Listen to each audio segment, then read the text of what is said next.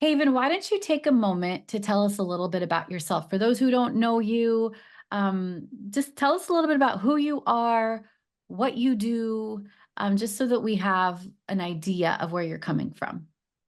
Absolutely. So I live in Los Angeles with my husband of 12 years named Aaron.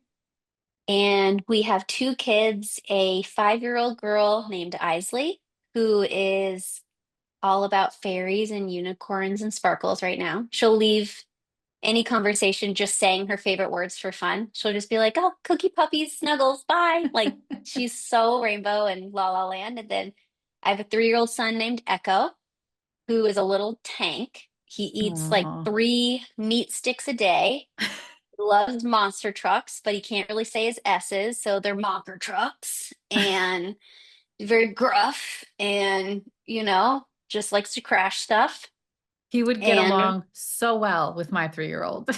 really, what is it about little boys that feel like they get fixated on like either monster trucks or dinosaurs or sharks, and it's their whole personality? I know, it's so funny. It is truly unique to see them like their personalities take shape. Okay, so two little Totally. kids. Two little kids living in Los Angeles. My husband's a musician and a worship leader at our church here. And I run a virtual assistance company. And so if someone is looking for a fractional virtual assistant who's high caliber at maybe just like 5 to 10 hours a week, they come to us and we source them with someone in their time zone, matching their skill set. We use a couple different personality assessments. So I'm an entrepreneur who's that business really blew up in COVID. So now we're trying to figure out how to scale with more employees and more states. And it's exciting, but it's definitely all time consuming to, Yeah. be running a growing business. I'm grateful I have a business partner on that one, so it's not completely solo, but that takes most of my weekdays.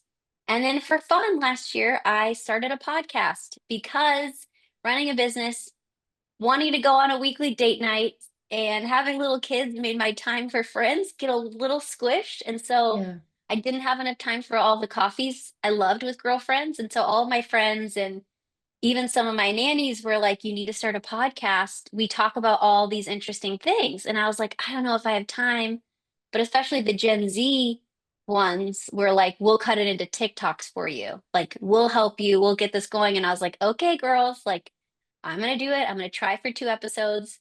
And then the first episode, my very first clip went viral. And then I was like, oh, maybe I struck a nerve here. And so I was like, I'll keep going as long as I enjoy it.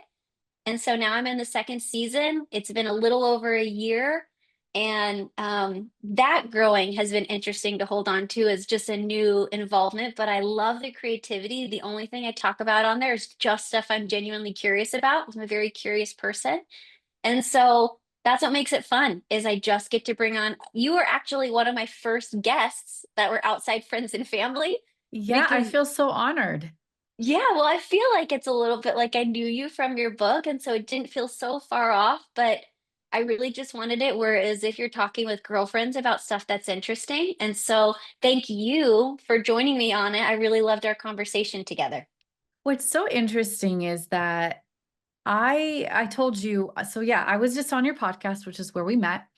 Mhm. And I told you on there that I'm really particular with my yeses and my nos because I have to be, and I want to protect my time and what matters. But for some reason, when your podcast came up with my team, I just felt really led to say yes to it. I don't know why. Um, it just felt like there was something that I just felt like this is a yes, and I happened to have extra time on the day that we recorded, and so it worked out. It was an easy yes. It wasn't like I had to like rearrange things or, make extra time. So it was just an easy yes, and I don't know, I just feel like God had something there, whether it's because we ended up being able to do this and it's going to impact somebody, or whether it's because the clip is going to impact somebody from your social media or the whole episode in general. I don't know, but the Holy Spirit knows, and that's good enough. I wonder if it's multifaceted because the answer that comes to mind is it's for me. It's for me because seeing you who is a woman I would aspire to be, where you're a woman of faith who's walking in her calling, who's following her dreams, who has healthy boundaries, is a present wife and mother. I am craving to see. Mm, I'm so loving seeing what the different iterations and expressions of that look like. And so for me to have 2 hours to get to talk to you is such a gift that I'm saying, thank you, God, for making her say yes, aw, because it that's feels like it's for me amazing. directly.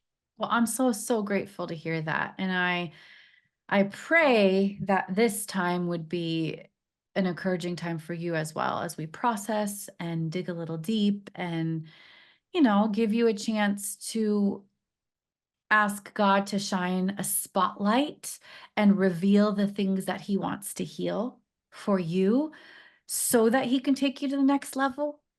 As God is kind of working out our foundation, oftentimes it's like I'm revealing these things and they're painful or they're not, you don't want them to be there, or you wish that you didn't have to heal in this way, but it's because I'm entrusting you to have Mm. this healthy foundation so that we can keep building. And there's always going to be different seasons of that in life. So I'm excited to dig in. And how cool the business that you have. I did not know that. I could have totally used you in different seasons of life before I had the amazing team that I have today. You would have been a great person to know. So if you're looking for an assistant, reach out to Haven. Yes, hit us up. We help so many solopreneurs, so many scaling small businesses, but also in the larger businesses. We support multiple leadership teams. But even to your point of okay, to be open, I feel like God's saying, uncross your arms. I Mm, feel like He's telling me, okay, like we're about to do this. We're about to get open. So don't put this barrier up that it's like, oh, this is a podcast. I feel like this is. I need to kind of tune out that you're about to make this public and really yeah. be on the receptive end of where you're going to facilitate this conversation. And the good news is it's not public in the moment. It's like, this is just us having a conversation. And let's say we take it too far. We can always edit it out. Interestingly enough, I've only ever had to do that one time.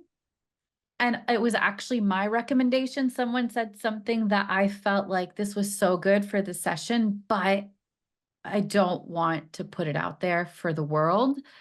And it's literally only happened one time in all the years of doing this. So I just feel like, yes, have that perspective and use it for you. And then we'll see what happens. Okay, so Let's do it. so this is where I want to start with you. I want you to tell me about a time, pinpoint a time in your life where you feel like you were struggling and like Mhm. paint me a picture of what was going on in that season. Yeah. So when I had seen that prompt, the first scenario that came to my mind, probably about 7 or 8 years ago, I had moved back here to LA and it was just my husband and I. We were living in an area called Larchmont, and we really loved our lives. Like we both had jobs that we loved. I enjoyed our little walk to the local coffee shop. Like things felt really like in order, and we were challenging ourselves. We were growing, and we didn't have kids, and so we had expendable income, and we were just enjoying it. And that was the picture. And then I think in the span of like 6 months to a year, one main thing changed, and that caused me to just be depleted of energy, like really, really down. I don't even know if I would say it was depressed. It felt just apathetic and lethargic, and it felt heavy. And it was because my baby sister, who I adore, was going through a really, really tough time. And I felt the burden to care for, to check in on, to be the one. And it was really precarious. I was scared to miss a phone call. I was scared to miss a text. I was scared to not be there. And it drifted from like a caring older sister to codependent. Yeah. And I realized that when my day was determined by how she was doing. Wow. And when one of my best friends would ask how I am, I would answer how she was doing. Wow. And that was the power of how I was okay or not. And I read a book called Codependent No More, which is actually technically for like alcoholics and Al Anon, but there was just so many parallels emotionally of what I needed. And it was really hard and really scary to face that because I felt like she understandably and rightfully so was drowning. And I felt like I tried to jump in and save her, and all I did was drown. And so trying and it was then every day, nothing circumstantially changed from those 6 months before when I was thriving. But I was like, I am so tired. I'm doing the same things in the day, but my emotional capacity is so tapped and so overwhelmed. And to make the switch from jumping in the water to instead saying, I can throw you this life vest from shore, but I can't drown anymore was really hard. So it wasn't even like I was just not okay in the drowning. I was in the not okay trying to find health and boundaries because it was painful for both of us and Yeah. painful after the fact. So that one was where it was trying to claw out of um, this dysfunction that I put myself into, thinking it was the right thing, thinking I was taking care of someone, thinking I was, well, she doesn't have strength, she can use mine, I can give everything. And then ultimately it was so overwhelming that it hurt me. And then I couldn't give her anything, which hurt too, which felt like, oh my gosh, in my moment of need, now you don't have anything at all. Like we can't even find a middle ground. And I really couldn't when I was trying to find new health. Wow. It really is hard when someone you love is walking through something really difficult. It's like they're the wave that's coming off of their crash splashes onto you.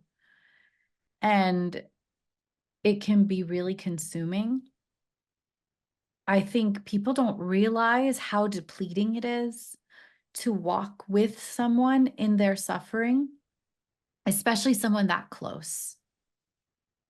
But like you said, the line of helping them with it,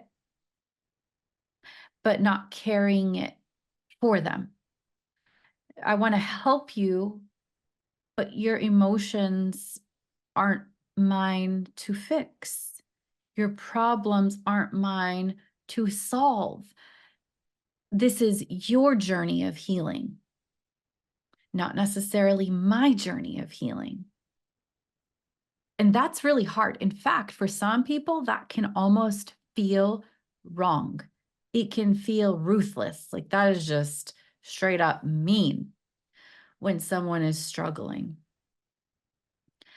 But like you said, it can turn into codependency, it can turn into enabling because when I am your strength, you don't have the desire, the will, or the motivation to be strong because I'm filling in the gaps. In your weakness, I'm going to be strong. I don't think that's what the Bible says. It's not in your weakness that Haven is strong. It's in your weakness that God is strong. And I think sometimes we take that role on ourselves, which it sounds like that's what you were doing in that season. Yeah, I remember writing in my journal, just crying out to God, like, God, make me bigger. Mm, Let me be able to do this. Like, I can't. If I was bigger, I could. If I had more emotional capacity, I could. Like, I just can't, you know? I just felt my humanity in that moment. And I felt like God was saying, like, only Jesus can hear, and you're not me, you know? Like, you don't have the same stamina because I never called you to be her savior. Like, you right. can't be her savior. But I so badly wanted to. I I know. wanted to. Yeah. It's recognizing that this is not your burden to carry. I'm curious, you come from a family of there's 5 of you, 3 siblings, 2 parents. What did you see everybody else doing? Like, were you the only one that jumped in the water? Or was the family culture that everybody jumps in the water to help? Like, what were you seeing of everybody else, and how did that impact what you chose to do? Yeah, so typically my mom would have been the one to jump in the water. But I think after so many years of her choosing other people over herself, she had moved to Nashville and was really working through herself. But I feel like it was the pendulum swing of it went from all others to trying the, all self, and it hadn't quite leveled out yet. Yeah, yeah. And so I remember her being gone and being like, "Oh my gosh, like she's literally in another state. You know, it's not possible. It's me." My dad, who I care for so deeply, has never had a high emotional capability or capacity. So that was never in the cards ever of even knowing what was happening or involvement at the time. My brother, um, same. Like I think he cared, but he just had his own stuff going on and wasn't. So I looked around and I was like, well, if no one else, I guess it's me. Like there's no one else here who can jump in. She's all alone and I need to do it. Like I was wishing my mom would, but for her own reasons at the time she couldn't or chose not to. So I think at the time I just saw her drowning and was like, no one else is, which again, I read from the codependent book is someone's abdicating responsibility and you pick up their responsibility. That doesn't help. But I felt like there's no one taking responsibility here, so I will. Yeah. Where do you think you started learning that? You know, you talk about your mom and how at one point she was on the opposite of the spectrum of doing everything for everyone, being all things to all people until she couldn't sustain that anymore. So, is it safe to say that that was kind of your primary model of this is how you're supposed to do things? Yeah, growing up, my mom's been on such a journey since then, but growing up, she was very in her head and kind of cut off her heart. Not that she wasn't heart connected to us, but I mean, like, it was like mind over matter. So she was like, I'm going to have these 3 kids in 3 years. I'm going to homeschool them. I'm also going to write books while I'm doing it. I'm going to do it all. And again, as I mentioned, my dad was not particularly emotionally involved. He was there, kind of felt a little bit like a cardboard cutout, where he was there, but I'm like, I don't have tons of textured memories. So Yeah, what I saw was a super mom who could do it all and who did do it all and didn't get tired and didn't, have a breakdown. And so I thought, well, like that's the expectation of, you are by yourself. And she didn't have a partner emotionally she could, lean on there. So it was really just her. So I think I saw this model of, mind over matter. You can pull your sleeves up and even beyond that. There's matriarchs in our family. My grandmother is so intense. Like she is so sharp, she is so smart, but she's really driven and she runs the ship. Even my dad's mom was like incredible, a pioneer. She was one of the only female pastors at a time where that wasn't typical. She led my grandfather to Christ by door knocking. And then really he was the pastor of the church eventually, but I was like, it was totally her, like she was, even if at the 50s that wasn't really a thing, she was the pastor. And so I think I come from a long lineage of matriarchs yeah, who get it done. And that's what I felt comfortable in too. right. So where do you think that can go wrong? Because when I hear that from the outside in, like that sounds awesome and healthy and fun and strong and enticing. But where do you personally think that can go wrong, and where have you seen that go wrong in the people around you? Well, I think it can go wrong because I think it's a reactionary state. I don't think it's a natural state. Very I think good. it's Talk to me about that. yeah, I think You it's couldn't have said that more eloquently. thank you. Thank you. I think it's because their fathers weren't particularly involved. So then they didn't find spouses who were particularly involved. And I think if they were relaxed and actually in their heart center and in their vulnerability and some femininity, it wouldn't have required them to be both the masculine and feminine at the same time and to kind of bow up. And so what I think is the downside is I think it requires an extension in some areas and then underutilization or a cutting off entirely in others. Yeah. I'm going to repeat what you said. It's a reactionary state. not a natural state. Mhm. And I think so much of why we do what we do and how we become who we become is because of reactions where I would call it overcompensation. I would even say the things that served us in one season sabotage us in another season. So I Mhm. am reacting to the fact that I don't have a partner, I don't have the help I need, I don't have the support that I need. And instead of finding ways to receive that in healthy ways, I react by becoming a person who can do it all and shutting off my needs. I don't have them. I'm fine.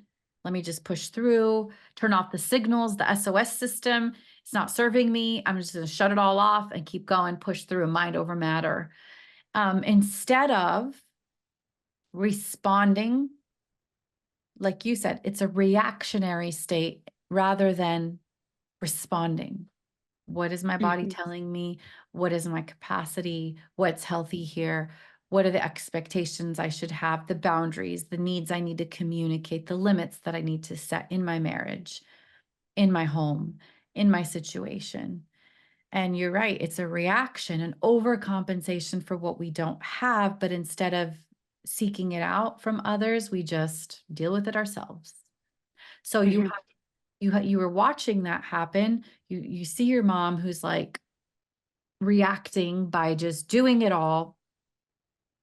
And then you're also in a home where other people have higher needs than you. So you're going to start putting your needs on the back burner. And you get to a point where you're completely drowning. What did that feel like?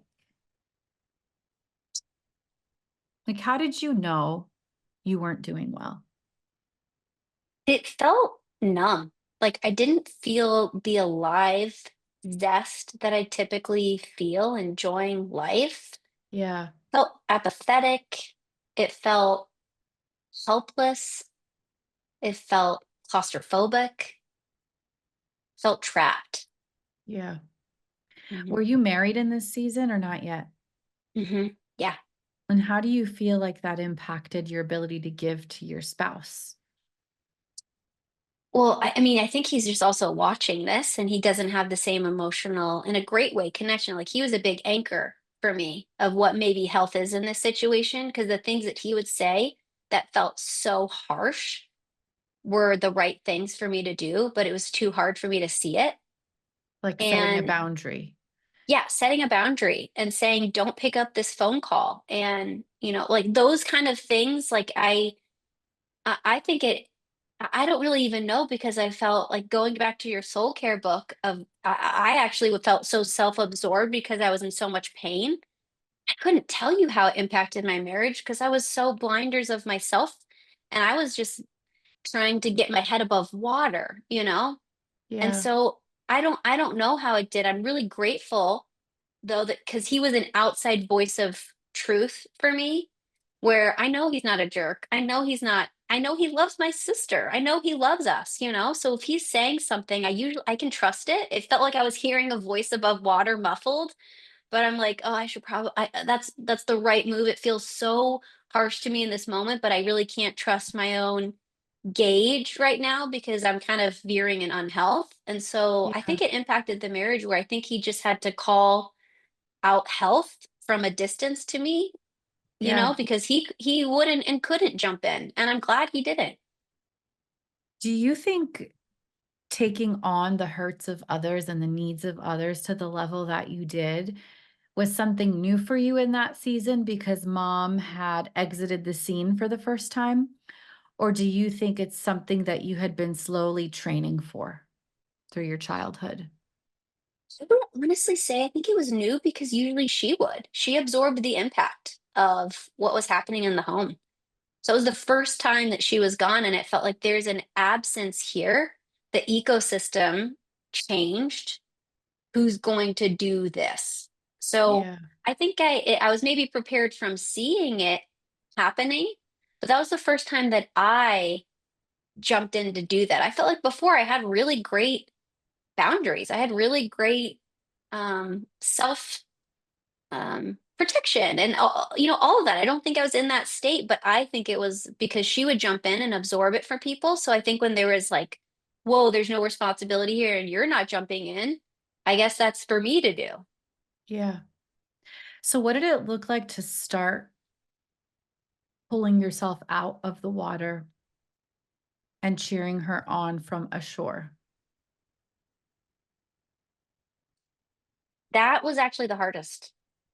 And it was hard for about 2 or 3 years after because it really impacted our relationship. I felt like I not had to go to the extreme, but I just was like, I can't do this in a small way right now. So I just don't think I can do this at all. Well, And you also started at your weakest, right? You started at uh your lowest point. You got to that point of having zero capacity. So yes, technically you couldn't offer anything. Like that's the whole point. And what we talked about too with soul care is once you get to zero capacity, you can't even give a little. uh-uh. Like if giving a little is healthy, I can't even give a little because I'm at zero. So that's what you're saying. Over the next few years, it was just realizing the lack and what you actually didn't have to offer and having to pull away maybe more drastically than you would have because you were totally empty. Yeah, and it was so painful because the other one, it felt like, well, I'm absorbing this, like I'm the only one who knows how painful this is to me. But that one was painful for her. Very, very, very painful Yeah. for both of us. Yeah. So what did it look like practically? The first few years, was that like no interaction or was it like, how did you start practically? It was so limited. Like it was family holidays and Christmas, and I think we were both in our hearts sad because I think she was like, "Well, can you give just like a little?" I feel like in my moment of need now it's like nothing. So when I see it from her perspective, I see how that felt like rejection. It felt like abandonment. It felt like, literally in the darkest hour, I can't do this at all. And so I also could see it from what she was looking like, and so it looked like so much distance, and, she started dating her now husband then, and he's like, "Yeah, like, you guys weren't really in the picture when we started dating," which is crushing to me. We always had these, like, for your wedding, it's gonna be this huge celebration like it was for mine, where she was the 3rd wheel to my husband and I. Like, it was literally 'cause she was younger and she couldn't drive when we started dating, so we were just driving her everywhere. We had all these memories, and we always expected that would be the case when she got married is like, "Oh, it's someone we've known forever," but I didn't really know her husband when they got married because it was right in the crux of that kind of healing time. And ultimately, I know we can look back and she, thank God, I'm so proud of her, found health. She found stability. She found it, in maybe ways that she would not have if I had tried to continue to step in, but that's the Right. other side of the picture. If we're still talking about that middle part of the story, I know. those 2 to 3 years sucked so hard. They were I not know. fun for either of us. They're tough to talk about. They're painful, and it took us building from a ground zero after that slowly, so slowly and gingerly. Yeah, you're right. You don't see the full picture. But I think the beauty is your end of this story can help other people who are in the middle of their story Mm, of who crossed over into that line of enabling. I'm doing more for you than I should be. I'm doing more work for you than you're doing for yourself. mm, And in order for them to be able to heal, sometimes we have to pull back and offer less so that their need increases and motivates them to change, to heal, to seek out healing, help, resources, other friendships, mentors, counselors, doctors, whatever it is that by you filling in the gap, they may never have had the motivation, desire, or need to do. And this is a conversation that we have with addicts and spouses of addicts and siblings of addicts and family members, all different kinds, people who are struggling with something that's really destroying their life is the difference between being supportive and enabling. When we cross over to now I'm doing more for you and paralyzing you so that you don't actually have to do for yourself. You can just rely on me. And it's the hardest decision to pull back because it's painful for you and it's painful for them. And often it's painful for us because we feel guilty. And Mhm. so we stay because we feel guilty. But isn't that selfish? Because we're staying because it alleviates our guilt. Guilt is this feeling we don't want to deal with and it doesn't feel good. So I'm going to alleviate my guilt by giving more when I know it's not good for you because then I don't feel guilty. So if you actually reframe it in that way, there is a selfishness to our selflessness. I put Mhm. selflessness in quotes. It's because I don't want to feel guilty. I don't want to feel bad. I don't want to feel tormented. So I'm going to just keep giving and try to alleviate this uncomfortable feeling. But as I give, I'm actually hurting you in the process. That's what it felt like. It felt like we were walking through a minefield and I would see a mine she was about to step on because she wasn't looking and she couldn't, whatever. And I would just go lay on it, absorb it in my body. And then she didn't even know there was a minefield there. She didn't even know that was going to blow up because I absorbed it. And when I finally stepped away, she stepped on a few and it blew up on her. But then it required her to now acknowledge that's where she was walking, and for a long time I was absorbing. And honestly, even it reminds me, I had one, what I would consider as a prophetic dream during this scenario that I had it. And at 2 in the morning, I put it in the notes app in my phone because I was like, this is what's happening in this moment is I had this dream that I was in our apartment and it was late at night and I was going to lock the front door. Like right as I was about to lock the front door, then the front door is pushed in on.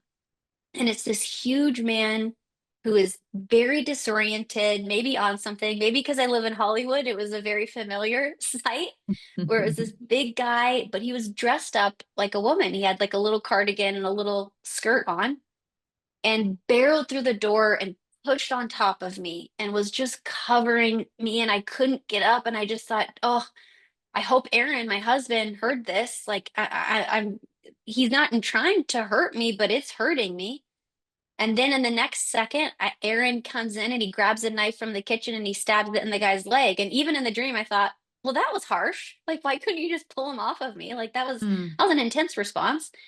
And then he grabbed the person and he threw him in front of the front door. And then the person was still disoriented, kind of throwing a shoe. And I went to lock the door. And then I was like, I'm going to call 911. Like, that's there, this is beyond me. And as I went to call 911, I went to go lock the back door as well. And as I was kind of downloading that dream, so much metaphor and insight came to me where I felt like, one, as I was going to try and put a boundary in, this all started because I was just trying to lock the door to my home, into my sacred space, into my place of I only want to invite people in, no one can come in. I'm trying to keep my space sacred. And as I'm trying to lock the door, it's getting pushed in. And then it's by this huge presence that thinks it has the presence of a small girl. Like it's dressed up like it's a small girl. Like my sister doesn't realize the impact it's having on me. It's right, not the little sister impact. It's a huge impact that's overcoming me. Even if it's identifying as a small female, the presence it's impacting on me is huge. And then hoping Aaron, because I can't get out of this, I'm trapped. I need my husband to help me. And then when he does, I'm like, the boundaries you're doing are painful to right, her. Like right. that was so intense, but also thank God I needed you. And then throwing it into the front and calling 911, it's like this is professional care. I am not capable. I need to have some professional care come and help, but at the same time, I need to protect my next vulnerability of my other back door. So it's not Right. happening again. And I felt like nothing explained the scenario of how I felt as accurately as that dream. And it Yeah. gave me, it solidified so much because I was like, especially the fact that she didn't know the impact it was having. And this person wasn't trying to break in, they weren't trying to steal, they weren't even trying to hurt Right. me. They were Right. just disoriented. And so that dream alone also helped me be like, okay, I'm not putting it as you're a bad person, you're doing anything, but I cannot deny the impact this is having on me anymore. And I have to, one, have my husband help, even though it feels harsh. And I need professionals to assist. And I need to protect my boundaries of my space and lock my doors. That's so powerful and so Mhm. good. And I feel like it gives us a really good framework for how to think in the sense that I'm not going to vilify this person. Mm-mm. Sometimes some people can only draw boundaries when they vilify a person, because then they don't feel that Mhm. guilt anymore. If I say you're toxic, then I don't feel as guilty and I can set a boundary. But to be honest, your way is healthier to say, you're not toxic. I know you don't even mean to do this. You're not trying to be the bad guy, but your personal struggles are too heavy for me to carry. Instead of making them bad, I am acknowledging my capacity, my abilities, my weakness. And I am making my decision based on what I can handle versus you're toxic. I'm going to kick you out of my life and rifting the relationship that way. And that's what I would recommend for people who are struggling with this type of thing is to focus on yourself and what you can offer and can't offer. This is too much for me. I'm not emotionally capable of handling it. It's burdening my life. I have entered a place of unhealth and dysfunction. I am burnt out. I am tired. I'm not doing well. And this is why I need to set some limits. And I think that's a really healthy place to begin and a really great way to even look at the future. Like, you aren't bad. I'm just not able to carry what you're asking me to carry as much as I want to carry it. And so, even as you heal, it doesn't destroy the relationship because you've honored your capacity versus speaking Absolutely. into their situation and making it about them being the bad guy. Yeah. And I felt like I would err so much on empathy because I felt like genuinely, I see why she's in this state. And it is so messed up of how she got there, not to her own doing at all. She was a victim. And then it got there, and I just felt like so terrible and so much empathy. But then that empathy turned into just anger, like Right, not at her, but just anger because I couldn't hold both at the same time. I was always going to empathy. right, And then I was so like internally divided because I couldn't put that anger on her. I felt awful she was doing this. I needed to be angry somewhere, but I couldn't put it towards her because she didn't mean to. Like she was trying to do what she could. And so then I had this internal anger I didn't know what to do with either because I'm angry at the situation. I'm angry that I felt like I couldn't get out of it, but I would just I felt like I toggled between extreme empathy and then extreme anger that had no outlet to go to. right. Yeah, which ended up being internalized to your own detriment, your own Mhm. lack of boundaries. Really, you end up pointing that anger towards you by not taking care of yourself, by not setting boundaries, by not setting limits, by not distancing yourself in healthy ways. Okay, so tell me two things. How did that relationship get restored, or did it? What does it look like today? And then I'd be curious to also know part two of that question is how are you being intentional to have healthy interdependent relationships versus codependent relationships in your life today? Yeah. So, especially for your listeners, I want them to know it did. It did restore. It found a different way. I felt like it evolved. I felt like it was the caterpillar that kind of dissolved and had to come into a new form and was fragile in the beginning. It was really nice because the bridge was my pregnancy. Because even with her wedding, I was like, she was even wondering, like, do I ask you to be the maid of honor? Because we're not super close right now. She's like, but I looked back and I wouldn't want you to not be that. She's like, I know the longevity of our journey is we will recover at some point. I don't want to look back and be sad. So I felt like that was the first stepping stone, but it felt still like distance.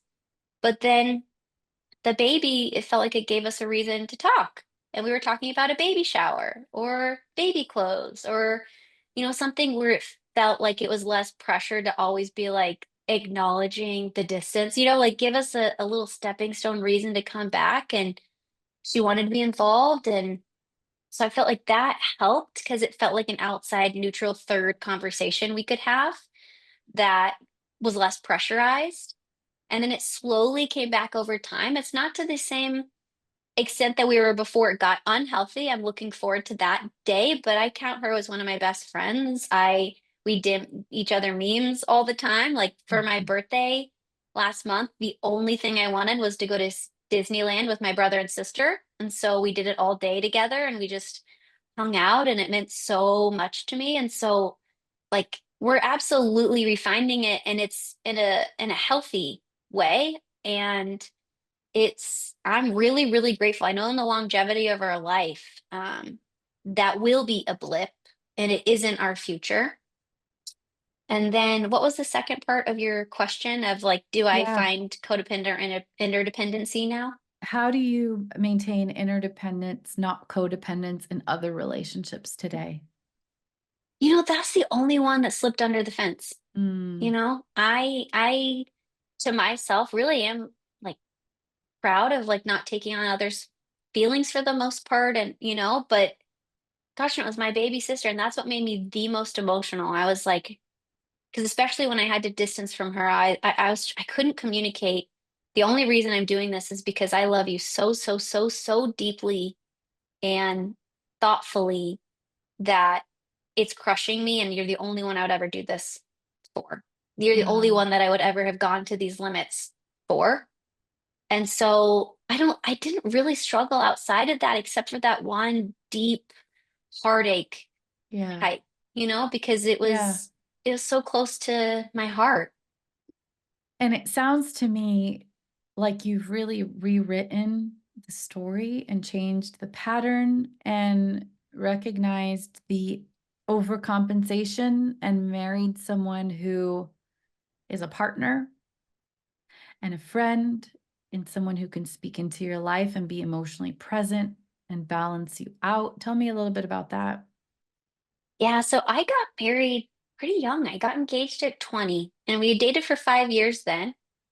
But I remember before I said yes and committed to him, I remember saying, because I wasn't the one who would dream about who I was going to marry or whatever. I was going to go off to college. I had all these aspirations. Like he just was my best friend that I just kept dating. I kept telling him like, "You're such a great first boyfriend.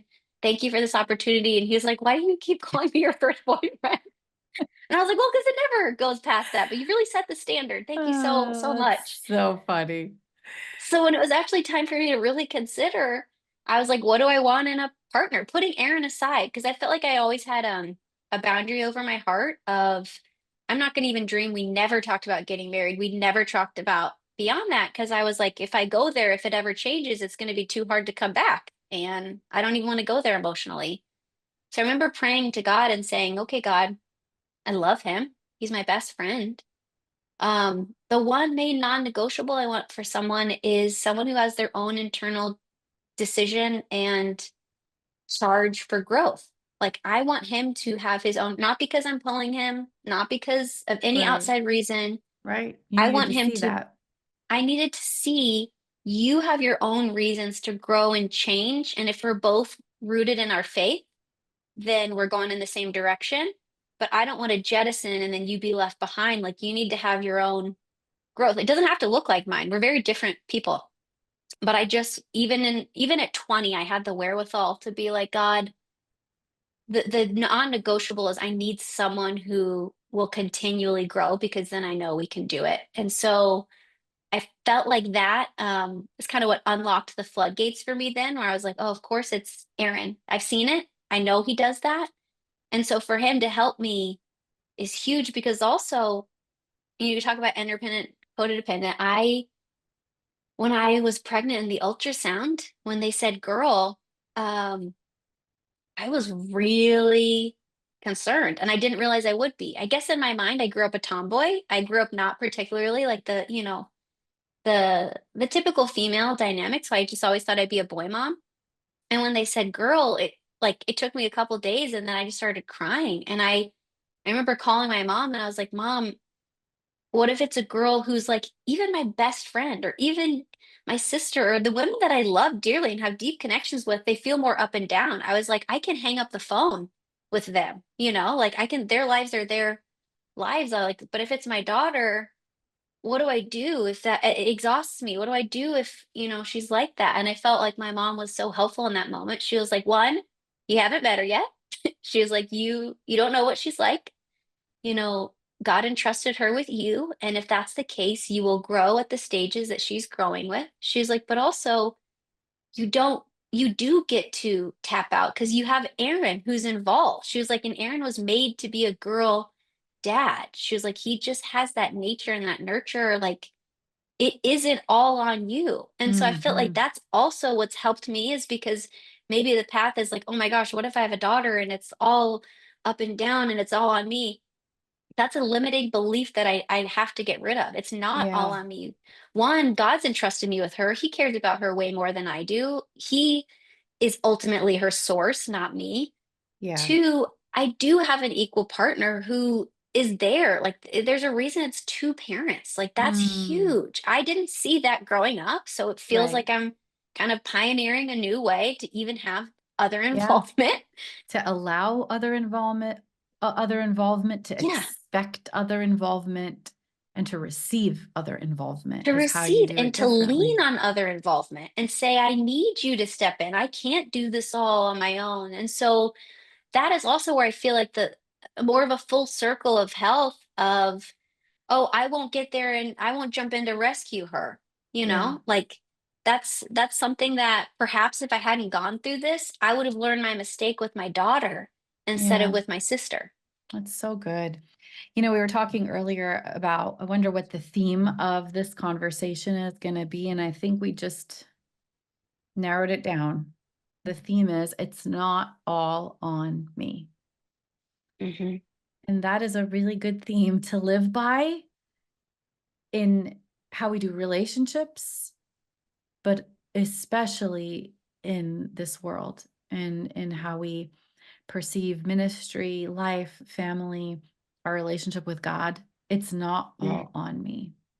In allowing Him to carry our burdens and having an interdependent relationship on the Lord, as well as with the people He brings into our life. I have a role here, but it's not all on me. And there's a lot of relief in that. There's a lot of letting go of our burdens in that. But we have to be active participants in saying, this is what I have to offer, but that's all I have to offer.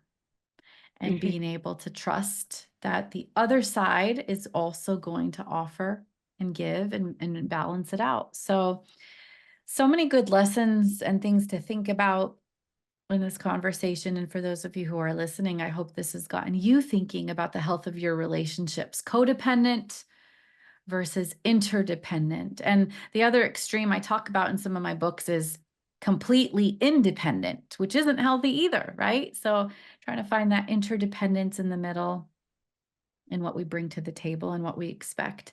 Thank you so much for sharing your story and for being vulnerable and allowing us to kind of talk through this. Tell us in closing what's the best way that people can connect with you? Yeah, absolutely. So my podcast is just Haven with an exclamation point.